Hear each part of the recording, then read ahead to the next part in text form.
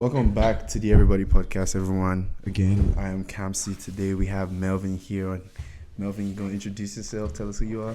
So, my name is Melvin Gates from St. Louis, Missouri. I got a computer science major with a concentration of cybersecurity. So, hopefully, that career will, make me successful in the future. Yeah. Besides computer science, what do you think you're gonna go into though? Besides computer science, Yeah. well, really, the goal is to be rich. So, I don't really plan on having a job in the future, Yeah. like for the rest of my life. I plan on making apps and websites just to build passive income. Okay, that's just okay. So, with like your wealth journey, do you like read any books concerning? Yeah, my go-to book for wealth specifically is called Think and Grow Rich by Napoleon Hill. He was mentored by Andrew Carnegie. He was the richest man like in the 19th century. So I'd rather read him and follow up on what he has to talk about. What type of what does the book like? What's the vibe of the book like? What does it tell you about? Yeah, first of all, it's an easy read. So basically, really all it is saying, it's not even about wealth specifically. It's about how to get the things that you want in life. And really, it sounds cliche, but whatever you put your mind to and whatever you believe in, you can do it. Simply. Have you like used it anywhere else? Like aside like maybe trying to get money or something like that? Yeah, for sure. I can. An example is like right now. I thought about being on the podcast, and now I'm here. It's as simple as that. Like, It's manifested. I'm not manifest. You really manifested it. But Yeah. I'm kind of curious, what's your motivation towards all this? it's funny because I hate to say this, but I was in a relationship in high school. Whenever we stopped talking, I said, okay, so I feel bad, so I can't feel bad forever. So I need to simply, it sounds bad, but be better than the person I used to be with. So that's really my slight main motivation. I hate to say it like that. Your motivation still stems from your high school relationship. Low key. That happens. Yo, That definitely happens though. really? Yeah. Wow. And you hold beef that long? I'm not really. It's not really beef. I wouldn't consider it beef. It's just a driving force. I simply want to be more wealthy than really anybody. But really her, like since high school, she really motivated me. I'm not gonna lie to you. Wait, how did it happen? How did she break it up? Yeah, because that has to be a strong heartbreak for you to It's crazy. still have that because- motivation. It's crazy because back then, like I don't even remember. It was some petty stuff that led up to like the breakup or whatever. Yeah. I guess it was called a breakup, but we just stopped talking and stuff like that. Yeah. That's funny. So would you be friends with your ex then? Well, I'm not friends with her now, so I don't think I'll be friends with my exes as the time goes on. Because if we not, especially if we had a good relationship, a romantic relationship, I don't think we can just be friends after that. You feel me? So, but that's just me. Maybe I'm, Yeah. stuck up. So what if a situation where it's like, let's say you want to start a business, right? And she's already been through that. Right. Like the way where it's easier to like go to Dr. Pearson for cybersecurity stuff. Exactly. Would in that kind of situation, if there's a benefit, even though it sounds like kind of manipulative, the way I think about it is like, you're using this person, but we're all using each other for something. In that kind of situation, though, would you be able to be friends with your ex like that? Well, you're saying if she's like a manager or something? Yeah. So like, let's say let's say you're thinking towards a goal, right? So you said manifestation. Let's say you're trying to manifest starting a business, right? Okay. And let's say a business in like manufacturing, and then she's like someone in manufacturing. She's someone like really big. Let's say like you dated a celebrity and you like want to go into that space, and she knows the ins, the outs, she has all the connections. Would you then say, okay, because it didn't work out, I'm just gonna push away this connection and go try to find everything by myself, even though it could just be like, hey, what's up? What do you think I should do here? And she could just give you that. So I think with that situation, it would be arrogant of me to try to do things on my own. But really, I would just smile on her face, act like everything's okay, and just get the job like that, honestly. So, just So you're do what I gonna- gotta do. So to you're get gonna the use job. that? Yeah, basically. I'm not gonna lie to you. But you gotta do what you gotta do to be successful True. within reason. So what do you think about that? So I think the way you speak, again, I'm not trying to do anything. You kind of have this sort of mental like guess like by any means. But wouldn't they be like a moral ground or ethical ground of like, okay, I don't want to be an asshole, but like Yeah. as my I want to be, Mm-hmm. care about how she feels, or like care Exactly. about not just to be transactional. Yeah. Do you think there should be a boundary with how like success is approached? Yeah, there's always boundaries to everything, and yeah, I wouldn't say that's really a bad thing. What I said, just how life works. People would do things to get what they want, but you don't really have to kill anybody. You don't have to get your hands dirty to do anything. So that's what I have to say about that. Yeah. I'm gonna put this on the ground though. So this is for everybody. What do you guys consider good and bad? Like, I think it is. I don't think we went as in depth, but let's Yeah. go again. What would you consider good? What do you consider bad? Or do you think it's just whatever?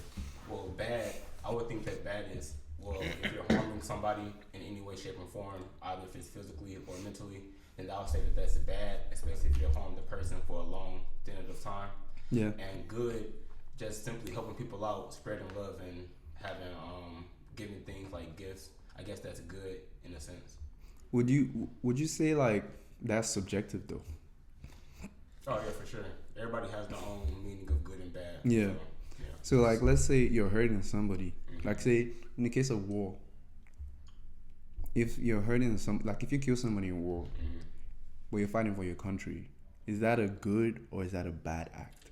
Well, in that situation, it all depends on the goal you have in mind. Mm-hmm. And if the goal is to win, I guess in that scenario, I guess it would be quote unquote good. Yeah. But if you look at the grand scheme of things, I don't really agree with war anyway, because you're killing a human. You Yeah. know what I'm saying? So it's two sides, it's two ways that you can look at it. Yeah.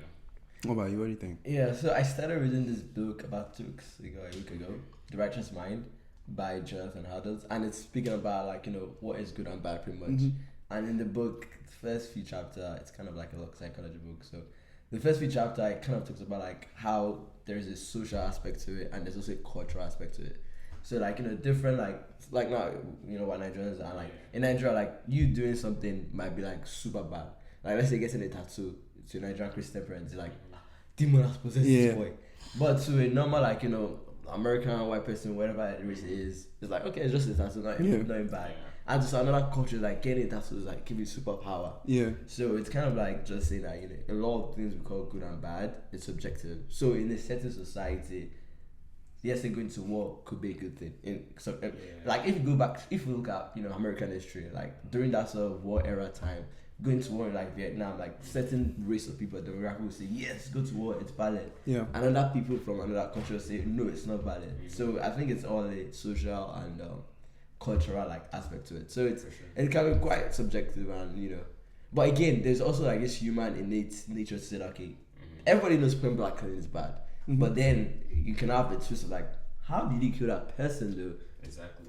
Like if it's self-defense, I wouldn't say it's bad, But then that's when you have the gray lines too. So it's it's not just a black and white type thing. That gets problematic when you put it into scale. So I could always conjure up a situation where it's self-defense. Yeah. For me. That's good.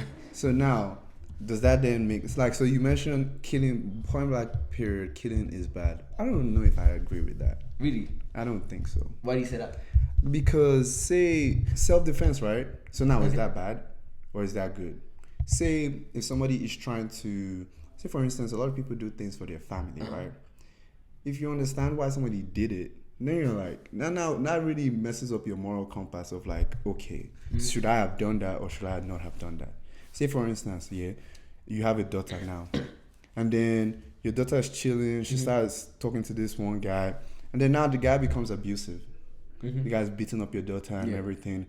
And then one day he comes to the house, he's trying to beat up your daughter. You come in and you're like, what are you trying to do? Points a gun to your head.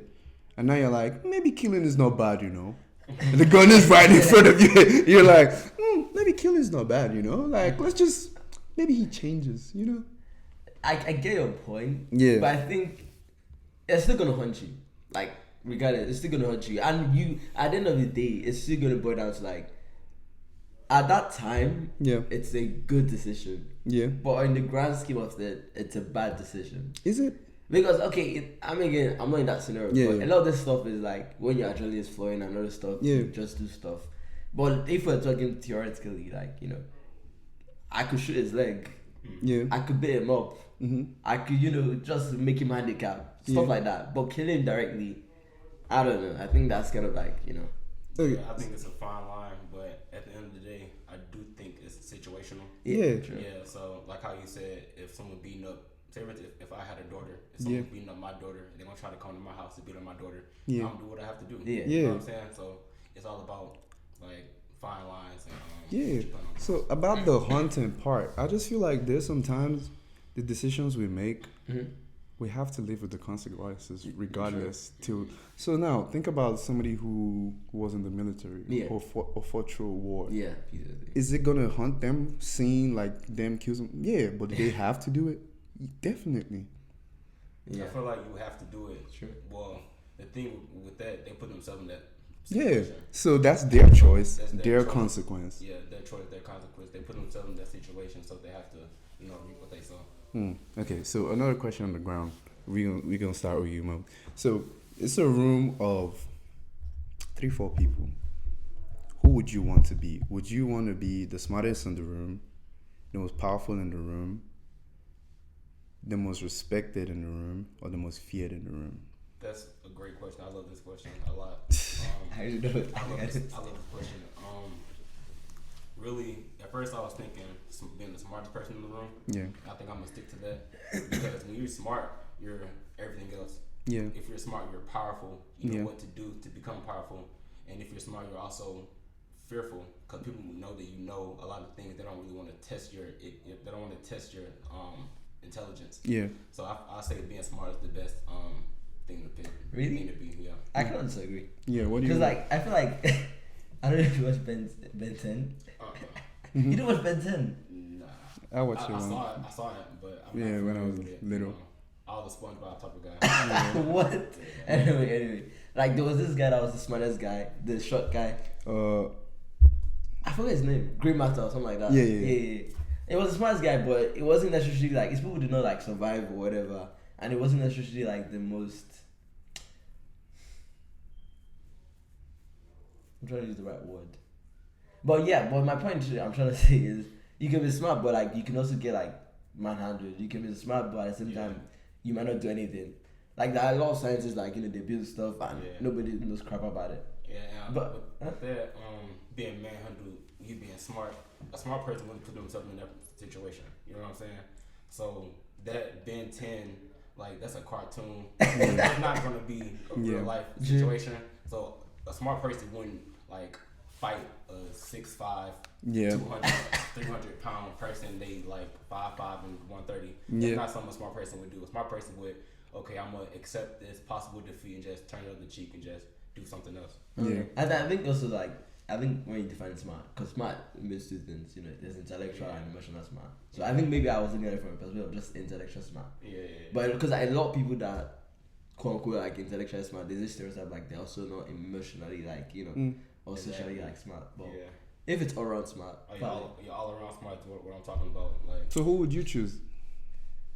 If we're speaking like if I was thinking from just my initial thought like just intellectual smart, I'll go for influential or respected because then I can be buddy with the smart person and I can strategize with the smart person to like do stuff I want to be done, and then I'll have that influence in whatever community or whatever area. Because at the end of the day, a lot of people don't really care about like they care in a way, but at the same time, if I feel like if you have that influence, you are able to kind of control certain things, and I believe that's what a lot of, if we're speaking about the grand scale of things, that's what like a lot of black people need. Like black people are really smart and everything, but we just need to be in those areas of like influence, because when you're in those sort of like boardrooms, you're in those sort of rooms where competition be, you are more influential, you can make an impact for your community and have a say.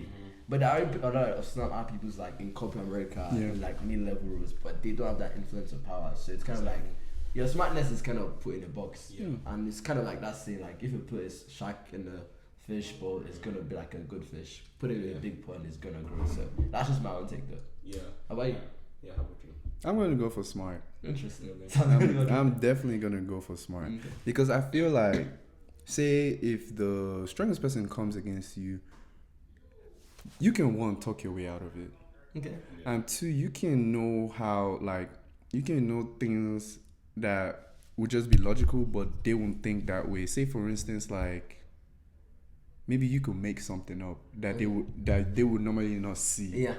Or you know that if you hit the femoral artery, it's wraps. Like you don't even have to like. You could dodge all your punches and just find the vein on the thigh the whole time. That's all you're looking for, and then they're bleeding out in the next 8 minutes. But they're like, poo, poo, poo, I'm gonna punch him, give him a smoke. You're just waiting. You're just like, I'm just getting a vein. That's it. That's what I feel. And then most respected, I feel like if you're smart, you can find out how to be respected. That's what I was saying earlier. Like if you're smart all around, then you could be you could be everything. Yeah, like most I feel like if you're smart, you can literally like learn most of all those stuff. Say for instance, you want to get strong. If you're smart, you know that okay, I know how to. Oh, let me eat this amount of calories, do this type of thing. That's just what I think, though. But what do you think that answer reflects about you, though? About me rather to be smart than fearful or fearsome. I guess that means I don't know. I'm a smart individual. I guess I would rather be smart than big and strong or X, Y, and Z. So I don't know if I answered your question, but that's what I have to say about that. What do you think your own answer reflects? Your actual answer reflects about you? Yeah, I think one, when I was thinking about it, I was just thinking about intellectual smart. So those are two different things. And I think it just reflects my perspective of how I see things. Because if I be realistic, there are a lot of smart people in this world. Yeah. And like nobody knows them. There are a lot of smart people in this world and they've done nothing. And there are a lot of smart people in this world and it's like the average person who's just charismatic. Yeah. That like, beats them. Like with a lot of like president, like Trump and all that stuff. They're not smart, but they are. So I think we're getting confused with the word smart and the word wise. Yeah, I think when you say smart, you think about wise. Yeah. I think you think about just intelligence. Yeah, that's what I was thinking about. I'd rather be wise and all of those stuff, but whatever you're thinking about, maybe I'll pick feared. Yeah. I'm not gonna lie to you. I'm gonna explain why. It was this book that I read called The Prince by Machiavelli. He says it's best to be both, but you had to pick one. It was better to be feared than loved. So by feared, I think he meant not really being fearsome, but being respected. You know what I'm saying? But yeah, that's how I view that. Yeah. Okay. How about you? I'm still sticking to smart. Yeah, because I feel like some people just like when you like read about something, and then you're like, oh, I understand something better. Me, after I understand something, I'm like, so who else understands that? Who's been understand that? Who's been understood that like the whole time and just been playing with me?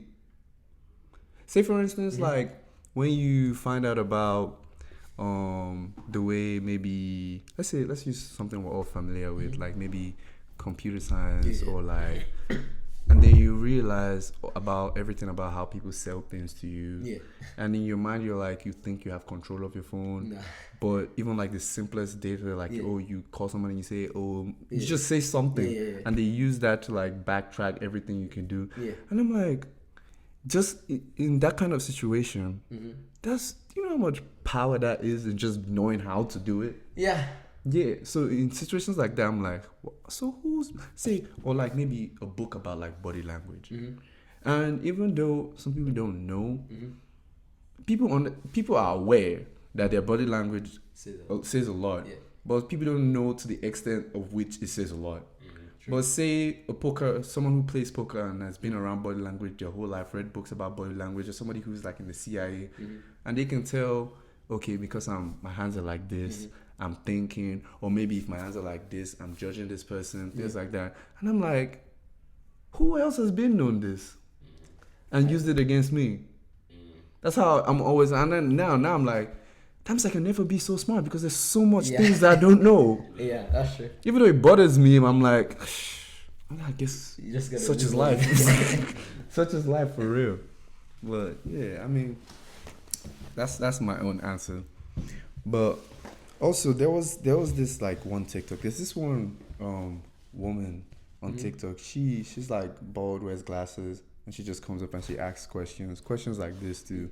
And one of the questions he asked was, if you were to choose, like in order of priority between money, respect, power, love, and time, what would be your priority? Look, you said money. What else? Money, respect, power, love, and time. Okay. Like your priority. What will you choose? This might be a harder question than the previous. Yeah. I just like questions like this. I'm like, why am I choosing that one? Why am I not choosing the other one? So I guess I'll take this first. I might change my mind like you, but I think I have to prioritize time. Interesting. Yeah, because time is something you can't get back. You know what I'm saying? Huh. Like at all. Yeah. You can always find love. Mm-hmm. It's just a mindset thing. So of course you're gonna find love. We're all gonna find love. Yeah. If that's what you want. But I say time is like top priority list because you just can't get that back. Yeah. I think a lot of these questions are subjective and depends on scenario. Yeah. And depends on what phase in life you're in. If you had a 60-year-old man, it's going to say it's a different answer. Yeah. Yeah. And if I am in a different mindset, I'm going to say it's a different answer. Yeah. But right now, sheesh. I don't know how to get to answer that. You said dollars? I don't know how I'm going to answer that. Oh. You go, bro. I don't know how I'm going to answer that. I'm gonna go with time. Time? Why did you guys say time though? I feel like time was going to be like the last one I did. No, because that's the only finite thing. But what are you going to do with the time? Anything. You can get all of those other things with time. Exactly. So in my mind, I'm like, okay, so money, right? Let's say you're 60 or you're broke right now, right? You don't really have time to go back to college to learn about things that can make you be like a software engineer. You don't really have that time. Yeah. Because your time is on trying to make your health better or something like that. Yeah. Let's say love. Maybe just because of the fact that I don't really believe in soulmates, I feel like there's always going to be somebody else for you. Yeah. Respect. Everybody wants to be respected, but you can always revamp yourself. Say, for instance, when people let's say increase their social status, people tend to respect them more. Just automatically comes. Let's say people get more good looking, people tend to respect them more. So those are things that you can always get those. Money, you can always with time. You can always get money with time. But see, once you get to like 80 and you have like 3 months to live and you're like, ain't nothing you can do no more. The money, respect, all this out the window. Out the window. Time, not money. Time. So about the soulmate thing though, did you ever believe in soulmates though? Briefly. Really? Not really. I guess that's a hard question too.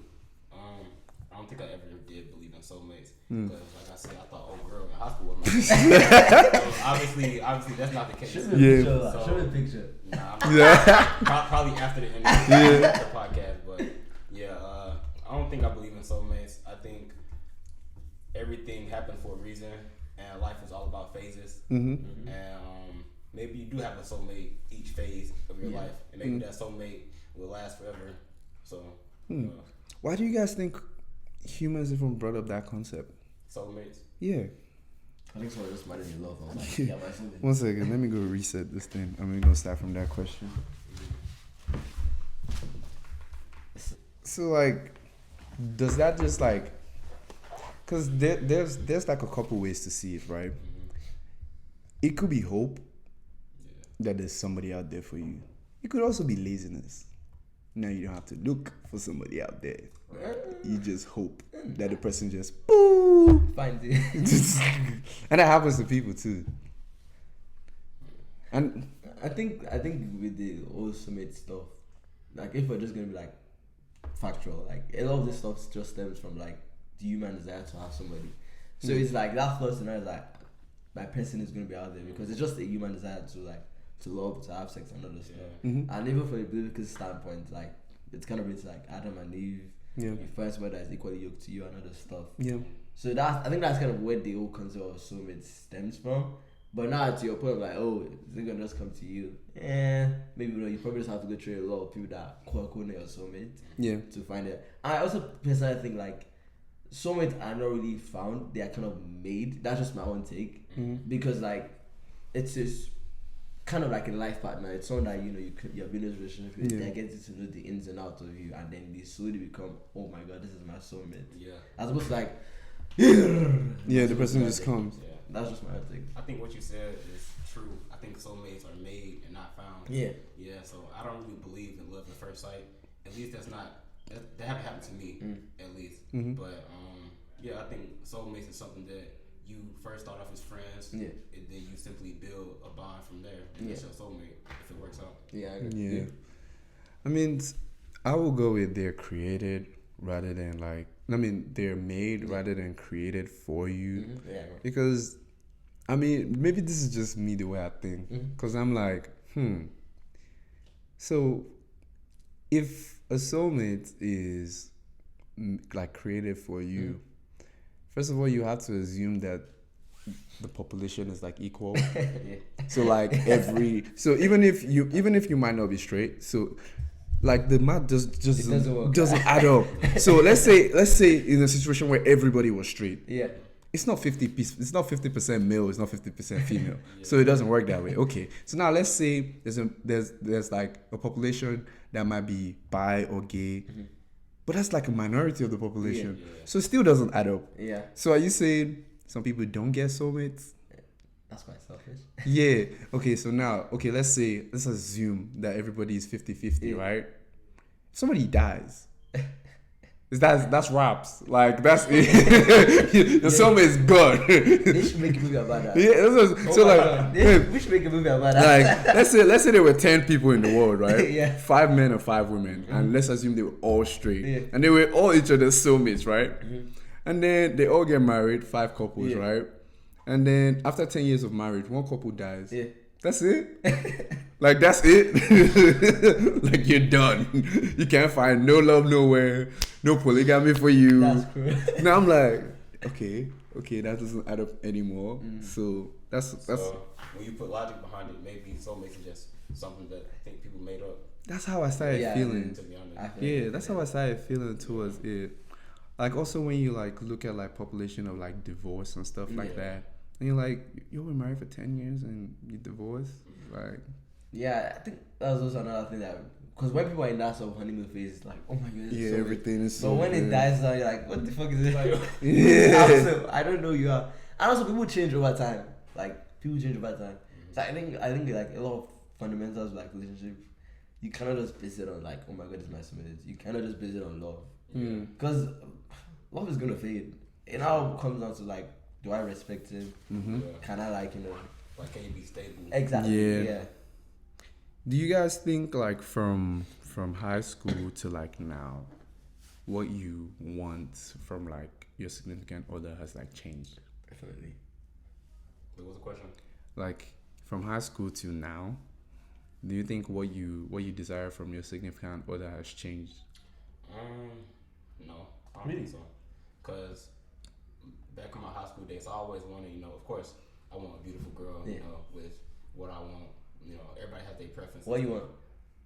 Well, I would prefer her to be, a black queen. Dark skin is my preference. Really, I don't discriminate. Dark skin is my preference. I would like her to be. She can wear a weave if she want to, but if I want her to be able to wear her natural hair and for it to look good also, so she can switch it up when she wants to. Of course, I think I want her to be like no taller than 5'8". Yeah, no taller than 5'8". Interesting. But outside the aesthetics, I would want her to be my number 1 fan. Just cheer me on. Tell me that she loves me sometimes. Yeah. But just show me love and affection. So just be my number 1 fan, like I said. Do you think you'll be able to compromise any part of that? Yes, because I tell my parents what I want out of a girl. They said, no, man, you're being unrealistic. Like, look, I can get what I want. You know what I'm saying? Yeah. But being realistic about it, nobody's perfect. You know what I'm saying? Yeah. But even then, like it's so many females in the world. You know what I'm saying? So really, you could find the person that you want. You know what I'm saying? It's like, how many females in the world? Like millions, billions. Yeah. You know what I'm saying? So when they say them, like, it really go in one ear and out the other one. But you know what I'm saying? It is what it is. So like with that though, you know the way everybody changes. What happened when she changes? So let's say she was everything. She was 5'8", dark skinned queen, and she was your number one fan and everything. And then like 15 years down the line, she's like maybe she grows taller or shorter. No, she grows taller and she becomes 5'9.5". And then she's no longer your number one fan because there's a kid involved. Okay. Yeah, so her growing taller is wild, but I'm just trying to put in all the changes that could happen. I just want to see what you're saying. Her growing taller is wild. Even 5'9" is okay because I'm taller than that. Yeah. But, if things change in the future, because people do change. Yeah. I just have to change with her and just match her and just. First of all, I wouldn't get in a relationship with her if I wouldn't see myself lifelong relationship. You know what I'm saying? And having a kid involved, I'm really stuck at that point. Yeah. Like, if I have a kid, you're stuck. It's over. It's over. With, you know what I'm saying? No looking nowhere else. Just me, the kid, my wife. I'm kind of curious. You mentioned that like you don't want the person taller than you. Like, is that like a mindset thing? Because I notice a lot of guys don't like when they're taller than them. Why's that? It's just a preference. Yeah, I just prefer. I don't discriminate, like I said. But I would just prefer for my girl to be shorter than me. Just a preference thing. I'm just trying to see if that is because I notice a lot of guys. Is that like a psychological thing? Yeah, I'm trying to figure out if it's. It might be because I don't want my girls to be taller than me. Yeah, exactly. Yeah. How we doing it like story I think. I mean, your preference. There's nothing wrong with having like a preference, but like if let's say I found someone that matched every other thing and she was like 6'5", I won't say, well, babes. Yes. Like because of the height thing, nah. But it's just preference regardless. I think not only that it's a preference, I would think that most men agree with us. I think most men would want a girl that's shorter than them. Yeah. I think it's a superior thing. You know what I'm saying? I wouldn't want to look up to my like wife and say like, come down here and kiss me. That's not the move for me. You know what I'm saying? That's not something I'm looking forward to. Yeah, I low-key feel it might be an ego thing, which is nothing. I mean, it might be wrong, might not be wrong, subjective.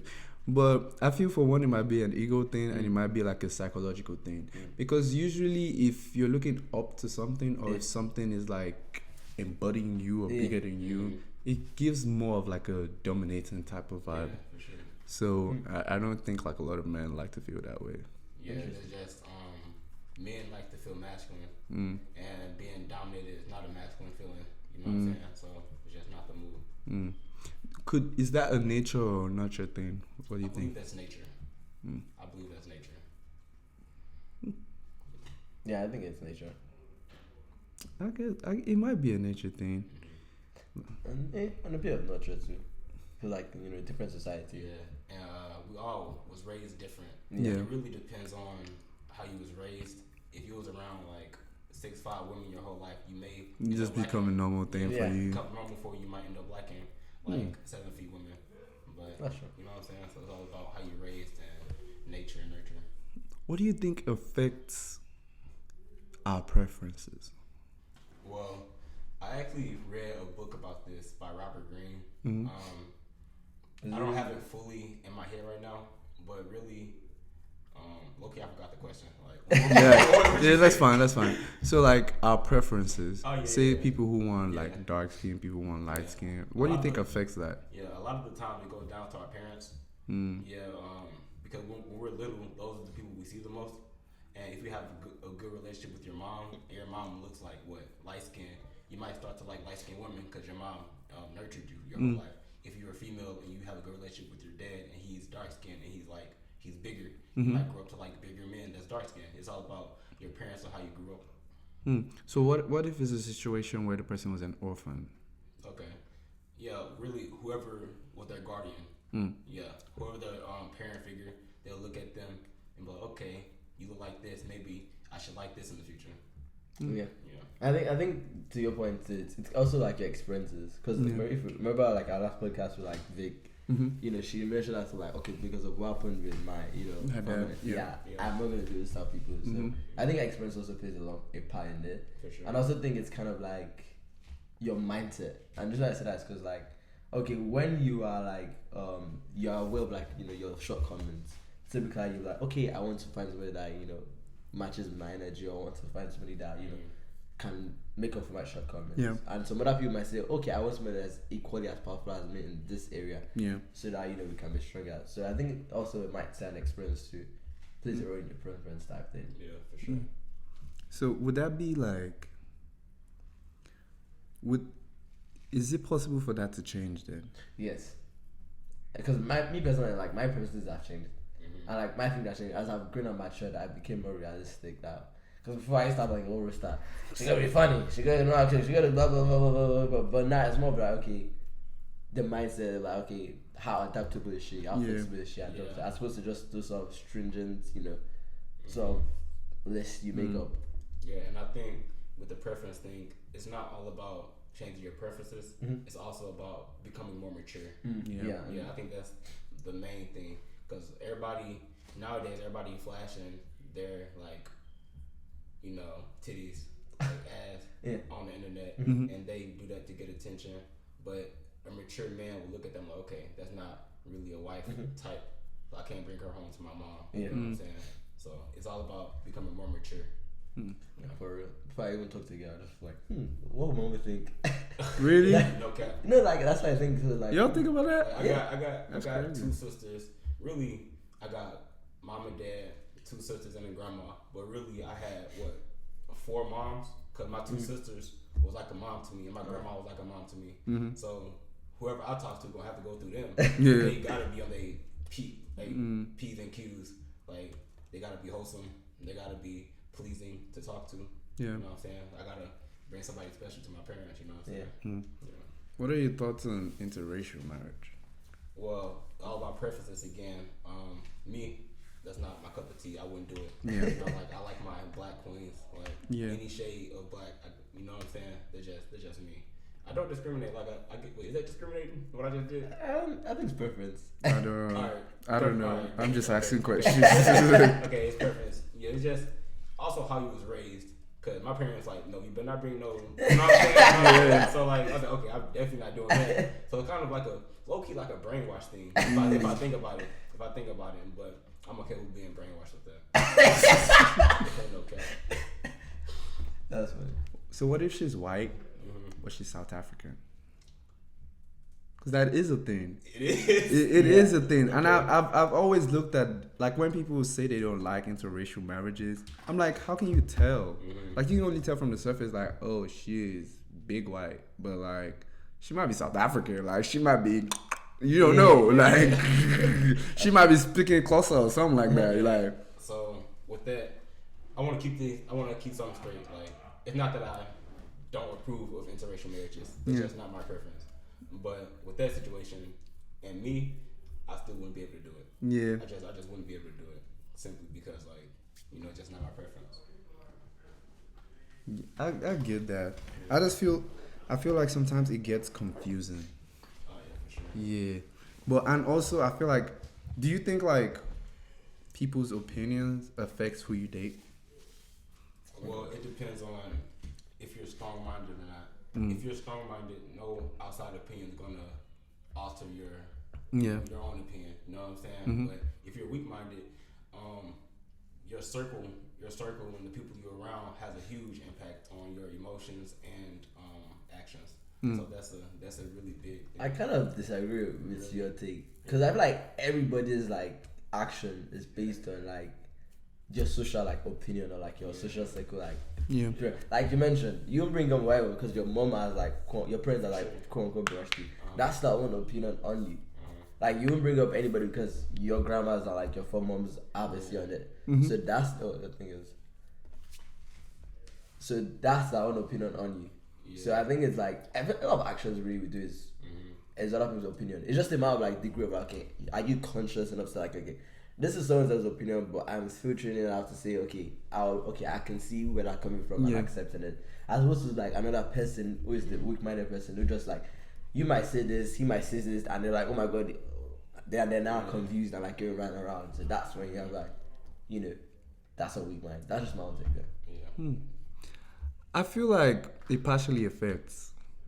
but it's up to you to make the decision. Yeah. Like it will be in your head, like, okay, this person said this. Maybe I should think about it. But it depends on the person too, because Yeah. you shouldn't be taking advice from just anybody. Yeah. Maybe you see a random YouTube video now that affects your whole.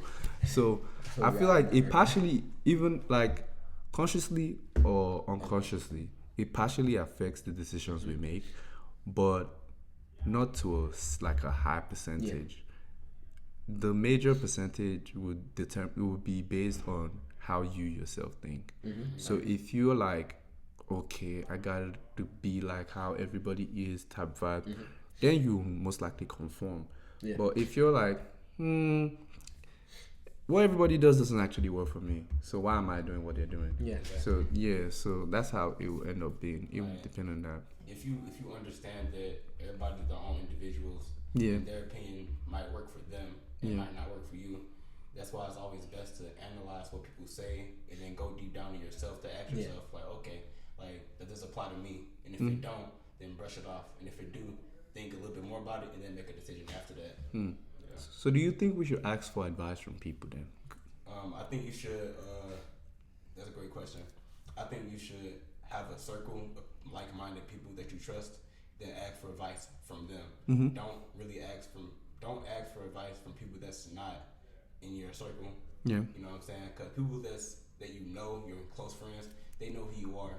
They actually care about you. If you ask a stranger, like, what clothes should I wear today? They might tell you to, all right, put on Louis Vuitton, get this belt, get that. But you know that you don't have that much money. Yeah. But if you ask your friend, like, okay, just throw on a white tee, put on some nice jeans, get some shoes. They know your budget. Yeah. So they'll give you the better advice. Yeah. What do you think? Yeah, I think I'll agree with you on this one. Like, you know, it's your circle to like ask for advice for. I think, to be honest, I think yes, you should ask for advice, but at the same time, you should also be able to like we mentioned earlier, filter it and other stuff. Because a lot of time when people ask for advice, people are not, me personally, I'm not gonna say everybody, but me personally, we're not actually looking for for you to give us the answer. We just want you to like be there and like rationalize with me. So like, let's say I'm trying to figure out if I should go to like affiliation, for example. You know, I think 9 out of 10, I probably already know what I want to do, but it's kind of like, okay, what's this person's perspective, what's your perspective, and then I kind of deduce it. So that's just, I feel like it's kind of like a matter of like you already know your answer. I just love kind of getting like other people's validations and make sure you're not crazy, so to say. Yeah. With me, I feel like there should be like a threshold. Like after a certain point, not just like it shouldn't be dependent on like age or anything. I feel it would just depend on like experience in that certain thing. Exactly. Sure. Say for instance, let's use college, right? Yeah. You get into college. If somebody gives you advice about, make sure you go to class, make sure you always do your assignment certain on time, do that, try to join every club you can. That's generally good advice. But if you still follow that advice by like junior year, you'll be burnt out. It's still good advice, but it no longer applies to you as much. So I feel like it would like you have to measure, okay, this is where I'm at. Yeah, true. Like, would me putting my high school on my resume actually make sense at this point? Like if I'm a senior about to graduate, like it was good advice like 2 years ago, but like No, like and, crazy. and there's some people who still give that same advice, but now it's up to you. Yeah, now it's up to you to be like, I don't know. I don't think my job's really looking for Boy Scout right now. like things like that. Now, not just like school, but in the long term, it's applied to like different things. Say for instance, somebody gives me an advice on dating, but like this person is like, just in the streets type vibes, and then I'm like, okay, I'm trying to like build a family and everything. The advice might be good, like, make sure you do this and do that, but then it's like, does it really apply to you anymore? So that's how I feel about advice. Like after a certain point, it doesn't do anything anymore. Yeah. Like it just makes you confused. Yeah. Yeah. I agree. Yeah. Okay. So who would you say, or what books would you say have really influenced you? Because you sound like you read a lot. I think of 2 books in mind. One, like I said earlier, Think and Grow Rich, about how your mind works and your subconscious mind, etc. And another book called 48 Laws of Power by Robert Greene. It teaches you how to maneuver with real life situations and how to deal with people and like just life situations in general. So now about 48 laws of power, right? A lot of people have good and bad things to say. Yeah. How do you address both sides of it? Okay, the people that say that it's bad are probably the people that didn't read it. Because with that book, it's just really common sense. Honestly, it's one law that says always say less than necessary. Yeah. That's wise, right? Because when you talk, you don't want to, like, if you talk too much, you might say something foolish, right? Yeah. And on the other side, if you're silent, people, they don't know if you're smart, they don't know if you stupid. Yeah. It's just the wiser thing to do. Like I said earlier, people that say that book is evil or bad, most likely didn't read it, or they're just simply too soft to accept what really going on. And I say people that say that it's good, then they simply just know better. Honestly, like, the book is not bad. It's just life. It just is. You know what I'm saying? Like, what's another law? Another law says act like a king to be treated like one. That's just based off respect. Like, if you act like something, then people are going to treat you how you act. There's nothing bad about that. Or am I tripping? Is that bad to y'all? Yeah, so it just really depends on the person mentality. If they're a weak-minded individual, they would think that book is bad for you. And if you're strong-minded, you'll most likely think that that's good. The book is good for you. What would you say is weak-minded and what would you say is strong-minded? Because someone that's weak-minded, it's hard for them to handle the truth. Yeah. A lot of the times. And someone that's strong-minded, they just go through reality. They just go through life like, okay, this is what happens and this is what it's going to be. I need to know what's real and what's fake. So, you know what I'm saying? Yeah. I feel like that's a tough one though, because now in this modern day and age of misinformation, it's hard to say who is weak-minded, who is strong-minded. It's hard to deduce what is real and what's not. So, like, how do you know you are strong-minded? Like, that would be the question. So me personally, I know I'm strong-minded because I can think for myself. And a lot of people will say I think for myself too, but do you really? Like we said earlier about opinions and being influenced by other people's opinions. But if you're weak-minded, you'll be easily influenced. But if you're strong-minded, you might be influenced, but you're mostly motivated by your own thoughts and how you think. So a weak-minded person would be influenced by other people's opinions easily. A strong-minded person thinks their own thoughts and go with what they believe in. So if let's say I'm weak-minded, yeah, and I'm trying to be strong-minded like Melvin. Yeah. How do you do that? Well, first of all, I never started off being strong-minded. Okay. It all started off really me feeling bad at one point and looking up on YouTube, okay, how to improve myself. And then that's where self-help books came into play. And really when I started reading more books, especially 48 Laws of Power, it opened my eyes to reality, and that made me be more smarter and become more confident. And since I'm more confident now because of what I've read in my books, I know more things, so that makes me more strong-minded. So if somebody wants to become strong-minded, they maybe should start reading books, self-help books, to have more knowledge and become more confident. Yeah.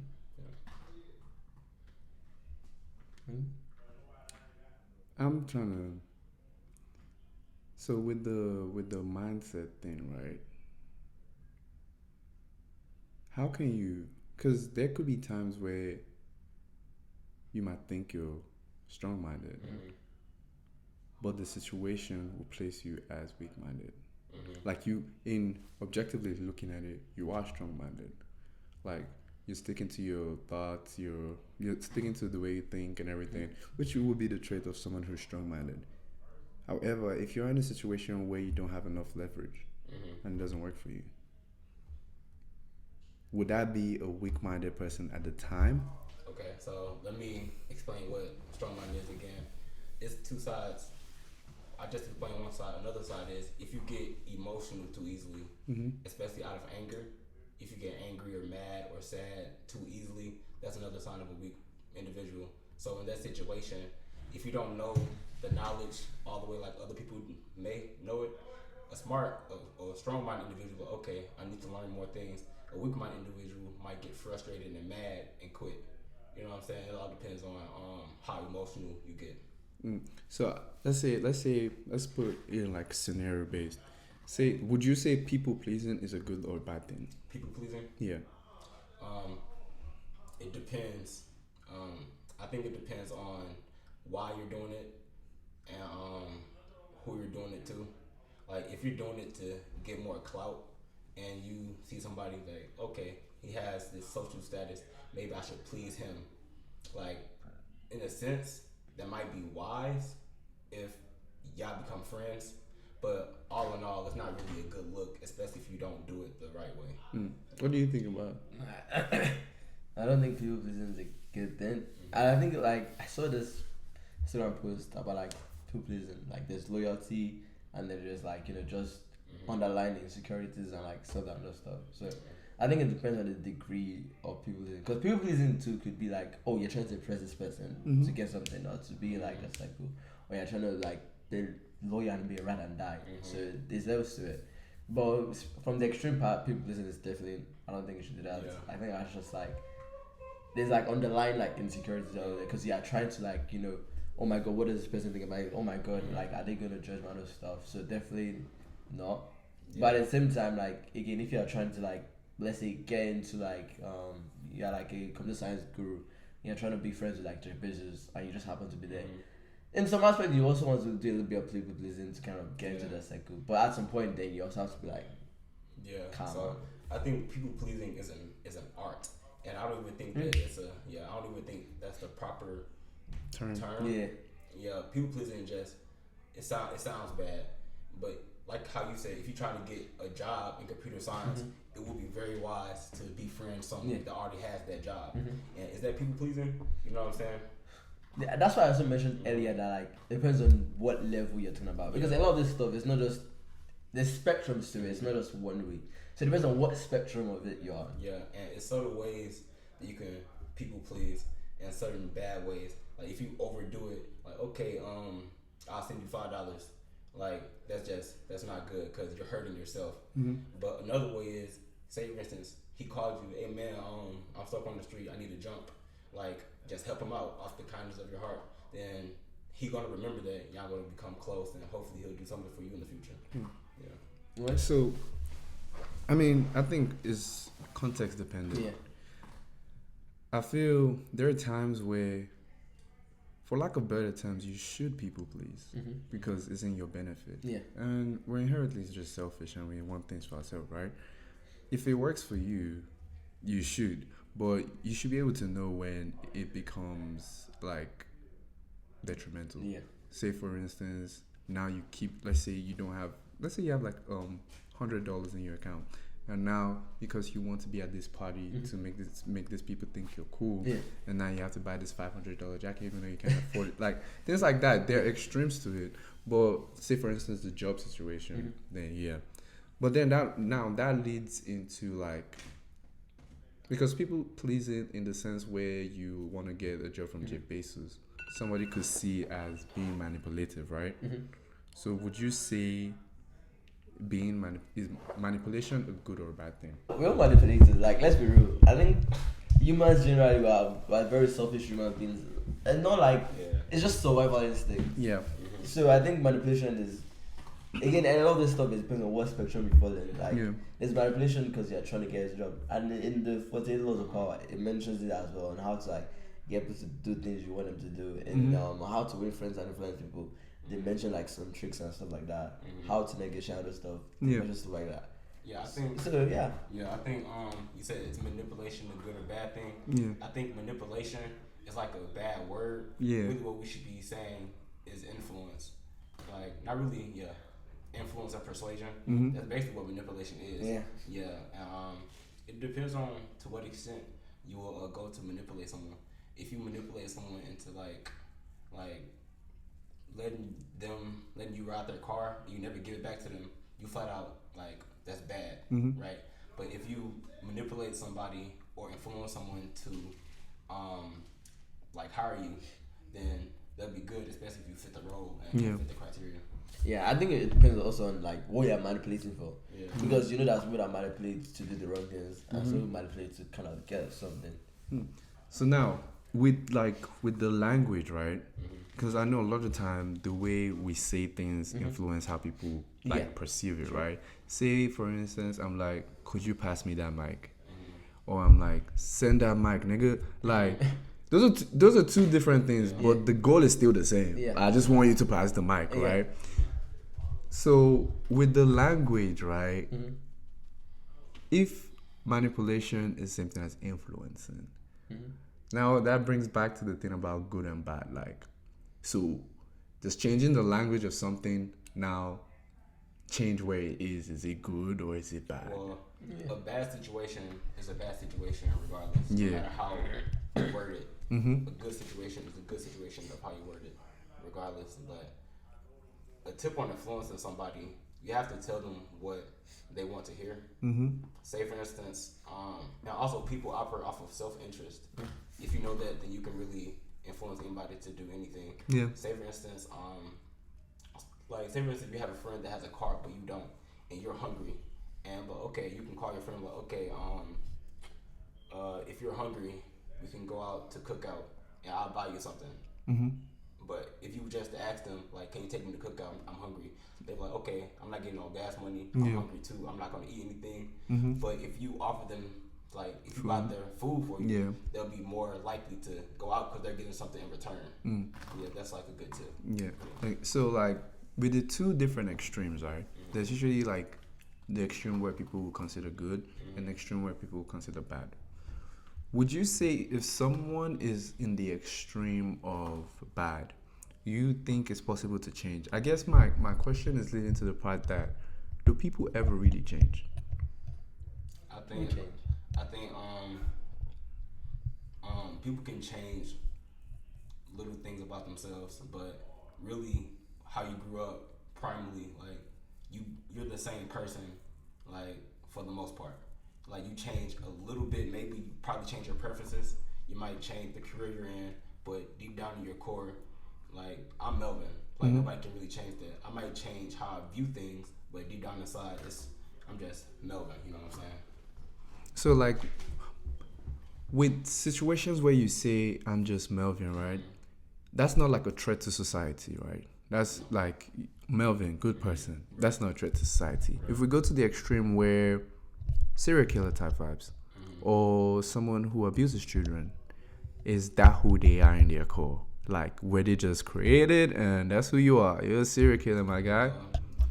In that sense, if you're a serial killer or a rapist, then something bad probably happened to you as a kid, and that stuck with you in your core. And unfortunately, it's very hard to change somebody like that. So they're probably doomed, honestly. Like that's just how I see it. I think it's a 50-50. Yeah. Because in some scenario that probably just them, and in some scenario you could go through therapy, you could go through Yeah. walking through a problem and trying to see things from their perspective. I think a lot of things is like perspective really, because if you have like I don't know if there's like a study. This probably is a study like you have a twin, you put them in the same circumstances.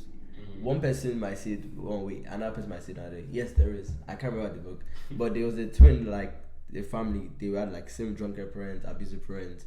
One person was successful, one person was a drunkard, one person was like a prostitute. They all had the same, stuff, but a different perspective.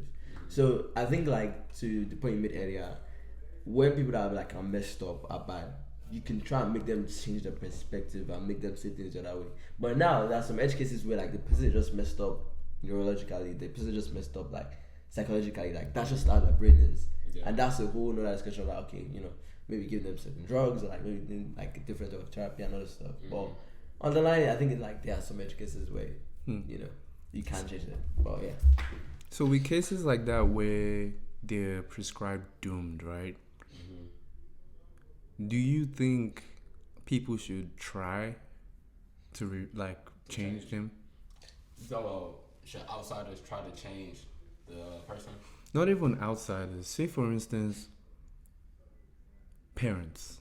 Let's say you and your wife have kids, and you guys are like 60 now, and your child grows up. He's like 25 right now, and he's been to jail. He does weird things. He just smokes all day. Like just doing things that people would consider bad, and maybe consider him doomed. Right. Would you say, okay, if people are considered doomed, the parents should just forget about it, go make another child? Really, when I said doomed earlier, I was just trying to find a word for Yeah. the moment. I don't think anybody is necessarily doomed.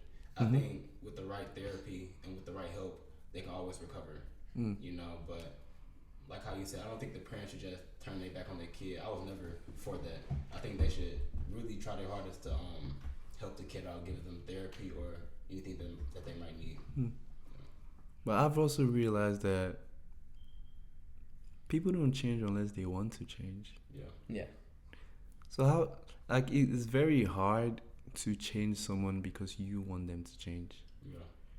Yeah, and I think that's where the point of like I mentioned earlier about like making them see new perspective. Mm-hmm. You're not necessarily like changing them, say, oh, this is bad. Yeah. I think that's always like a problem, like especially in like the black community in general. Like you want to like force them like without biting or whatever. Yeah. But a lot of the times you just need to make, like you mentioned, people are selfish. If you change the tone, if you change the way like you narrate it, like, imagine if you're in this situation, how do you feel? Like imagine if like, you know, you're in this show, like whatever like sort of mental works for that person, you could possibly change and make them see things in a new light.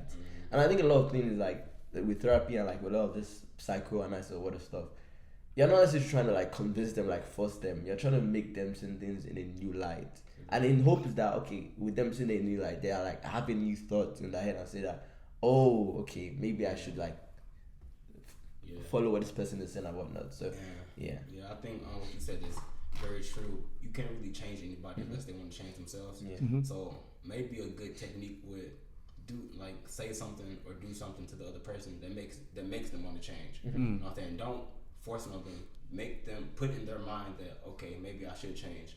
I think that'll be a better approach to it. Okay, so last question before we end. I don't know why I was thinking about this. I think I saw this on a podcast or something. It's about time again. Is time relative? Even though it's finite, right? And we all have specific times, right?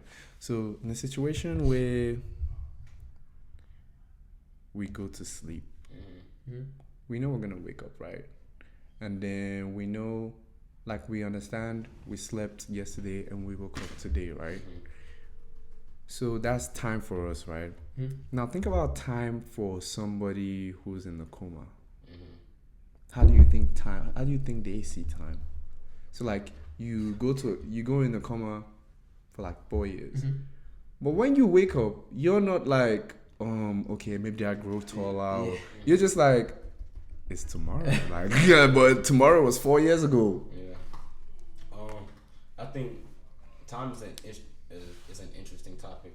I think the only true time is the present. Yeah, because I think time is man-made. Like at the end of the day, like it really only supposed to be now and in the present moment. Like time and the years and months and however, it's a good tool to go by. But if you know that time is just fake, low key, you can just live in the present. I feel like you'll be more peaceful and more enlightened if you do that. What do you think? Yeah, I agree. I think time is a man-made construct, but at the same time we need time because of the way our society is set up. So to back up like what you were saying, there was this study by like a scientist. He wanted to prove that theory about like time. So he went into a dark cave, you know, out of everything, just dark cave and him alone. And then he set out to stay there for 30 days to kind of see that, oh, will this affect my mother? Like like a fake coma, so to say. And then, you know, he came out of the cave like day 10 or something like that, and he thought he had been there for like months. But in reality, he was just there for 10 days. So that just to show that, like, you know, again, time is a man-made construct, but at the same time, it's useful to kind of help us organize our lives too. So it's kind of like, yeah. Sometimes I try to think about how the world was without these concepts.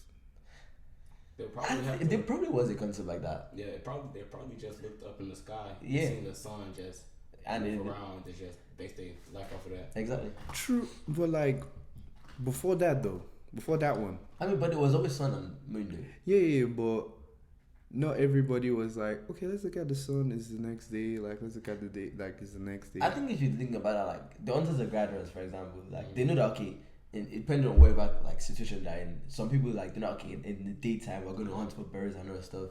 In the nighttime, you know, we're going to hunt for lions because they can't see or other stuff like that. And then after we're done hunting and eating, we know it's bedtime. Sun is going to wake us up because it's the natural thing, and then repeat it again. Right. So it's kind of like the sun and moon is kind of like the original sort of I would say time, but like alarm clock to let you know, wake up, sleep. Then whatever I do within this period of time is for your survival.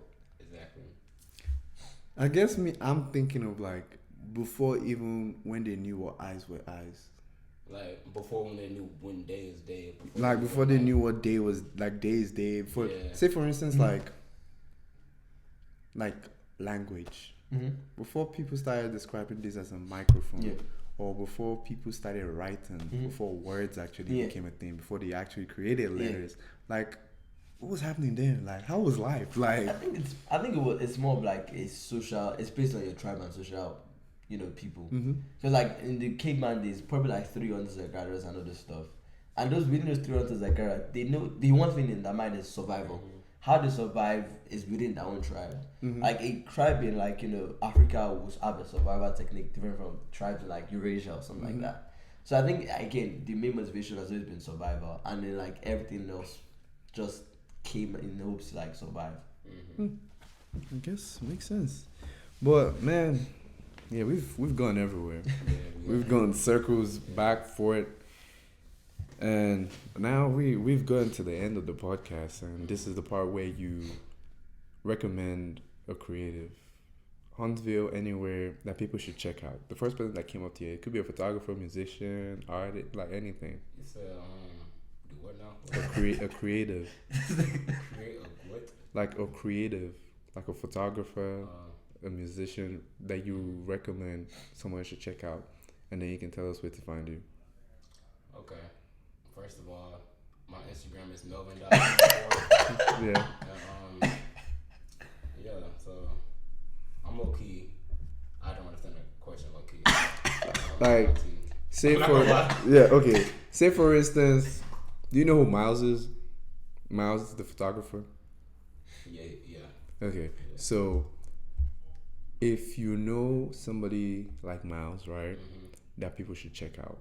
Like they're underrated, but they're really good. Oh, okay. Yeah, I have somebody in mind. It's this guy named Cam that goes to our school. He does pictures. He actually took my recent picture, and it looked very professional. So I'll have to recommend people to Cam. What's his Instagram? Low-key don't know, but I could look at it. But yeah, let me check that out. All right.